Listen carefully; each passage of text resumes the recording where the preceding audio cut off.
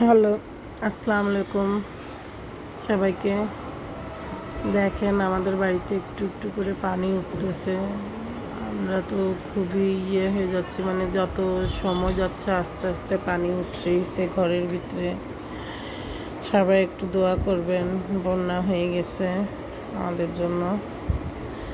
এই যে সারা বাড়িতে পানি উঠে গেছে দেখেন। হাঁটাচলা করতেও খুব কষ্ট হয়ে যাচ্ছে, রান্নাবাড়া করতেও খুব কষ্ট হচ্ছে। এখন কি করব, আমার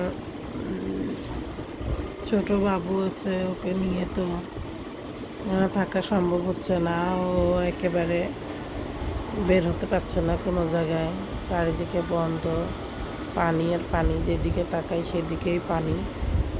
যে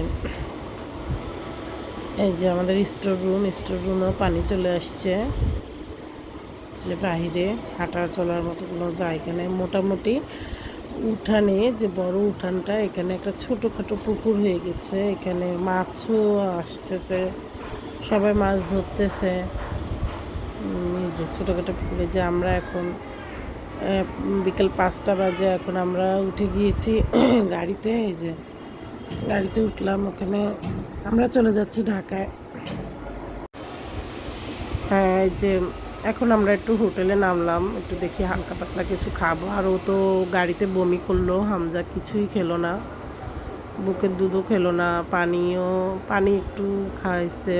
আর এই যে এখন হোটেলে দেখেন শসা নিয়ে বসে এখন চেষ্টা করতেছে খাওয়ার, খাচ্ছে না, আরও কাঁচের গ্লাসে ঢেলে পানি খাচ্ছে।